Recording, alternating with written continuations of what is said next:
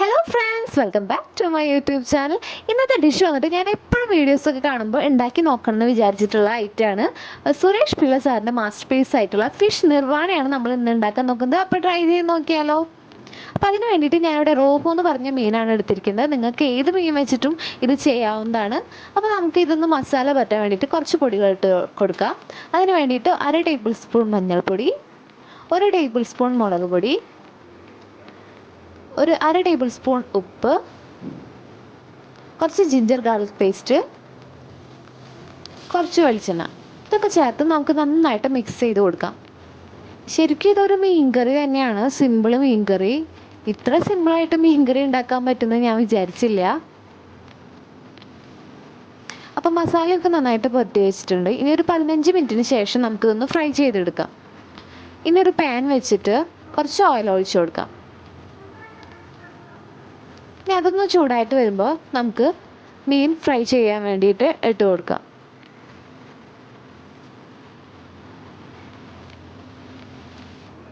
അധിക നേരം ഫ്രൈ ചെയ്ത് എടുക്കേണ്ട ആവശ്യമില്ല, കാരണം കുറച്ച് വേവ് മതി. അപ്പോൾ ഒരു 5 മിനിറ്റ് ഒരു സൈഡ് വേവിച്ച് കഴിഞ്ഞാൽ തിരിച്ചിട്ട് കൊടുക്കാം നമുക്ക്.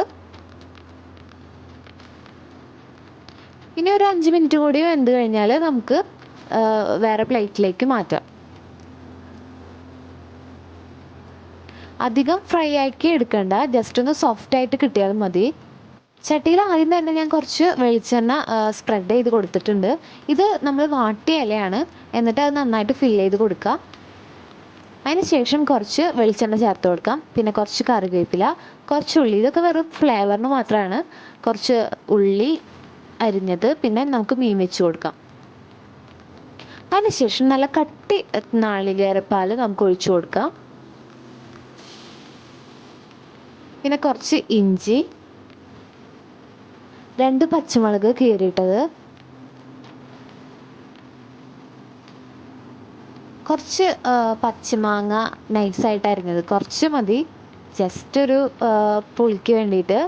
ആവശ്യത്തിന് ഉപ്പ്, 1 ടേബിൾ സ്പൂൺ കുരുമുളക് പൊടി.